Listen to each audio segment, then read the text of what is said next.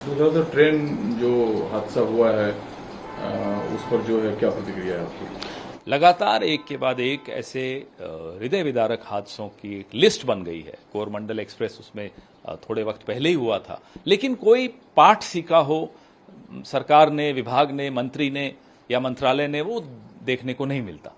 वही गैर जिम्मेदाराना बातें, वही गैर जिम्मेदाराना हरकतें। अब वहां जा रहे हैं मंत्री तो उसकी रील बनाएंगे और उसमें वाहवाही बटोरेंगे। अरे साहब, हम उस पार्टी से हैं जहां के मंत्री इस्तीफा दे देते थे जब रेल दुर्घटना होती थी। हमने वैसे उदाहरण दिए हैं इस देश को।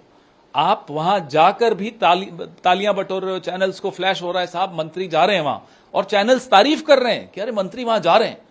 ये तो मतलब आपका एक ड्यूटी है, छोटी सी बात है, जा रहे हो, अच्छी बात है, जाना चाहिए, लेकिन ये हो क्यों रहा है दुर्घटना? इस पे जवाब कौन देगा? इसकी जवाबदेही कौन फिक्स करेगा?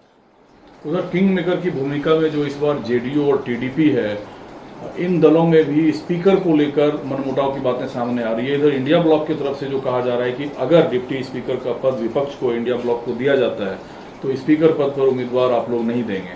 क्या आपको लगता है कि सरकार जो एक परंपरा रही है कि विपक्ष को डिप्टी स्पीकर का पद दिया जाए, वो उस परिपाटी को निभाया जाएगा? ये सरकार कोई संवैधानिक परंपरा या लोकतांत्रिक परंपरा को निभाते हुए दिखती नहीं है। लेकिन जितने भी क्षेत्रीय दल हैं, वो आज एनडीए का हिस्सा हो या नहीं हो, या कल एनडीए का हिस्सा थे, वो जानते हैं वो दूध के जले हैं, वो छाछ फूंक फूंक कर पीते हैं। उन्हें मालूम है कि शिवसेना को तोड़ा, उन्हें मालूम है अकाली दल की क्या हालत की, उन्हें मालूम है कि भारतीय जनता पार्टी क्षेत्रीय दलों की के साथ क्या बर्ताव करती है। इसलिए सब चाहते हैं कि एक कोई कंट्रोल उनके हाथ में भी रहे, जिससे भारतीय जनता पार्टी जो डिक्टेटोरियल प्रधानमंत्री हैं, उससे वो अपने आप को, अपने क्षेत्रीय दल को बचा के चल सके। भले ही सरकार में भारतीय जनता पार्टी या एनडीए है, लेकिन मामला 50-50 का है।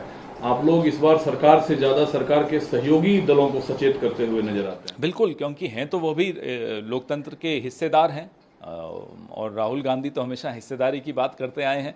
तो उनके लोकतांत्रिक जो हक हैं वो मारे न जाए भारतीय जनता पार्टी के हाथों, उसकी जिम्मेदारी हम भी ले रहे हैं, हम उनको सचेत करते रहेंगे। तो एक सवाल और ईवीएम पर है, जो राहुल जी ने ट्वीट किया था, उसमें है कि लोकतंत्र में सरकारी संस्थाओं की जवाबदारी जब कमजोर होती है तो सवाल उठते हैं। तो ईवीएम पर सवाल आप लोगों का सीधा है या ईवीएम को लेकर जो चुनाव आयोग का रवैया है? आपने कभी ऐसा चुनाव आयोग देखा? जो प्रधानमंत्री तो छुई मुई है ही, चुनाव आयोग उनसे डबल छुई मुई है।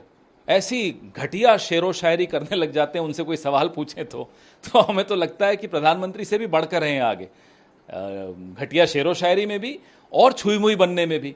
अरे सवाल पूछा है, कोई हमला थोड़े बोला है, जवाब दीजिए। आप लोग हमसे हैं, हम आपसे नहीं हैं। ये पूरा देश आपसे नहीं चलता है, आप हैं क्योंकि देश है। विपक्ष इस बात पर भी हमलावर है, जहां संसद भवन परिसर के अंदर विरोध प्रदर्शन लोग दर्ज कराते थे, उस गांधी प्रतिमा को दूसरी जगह उसको पीछे धकेल दिया गया। ना केवल महात्मा गांधी को, बाबा साहब अंबेडकर जी की भी बुत को पीछे कर दिया, शिवाजी महाराज के बुत को भी पीछे कर दिया। ये एक तरह से जहां लोकतंत्र जिस जगह से जीवित रहता था, जहां बैठकर हम लोग सब विपक्षी दल बैठकर धरना देते थे, लोकतंत्र में एक नई जान फूंकते थे, उसको आपने पीछे धकेल दिया।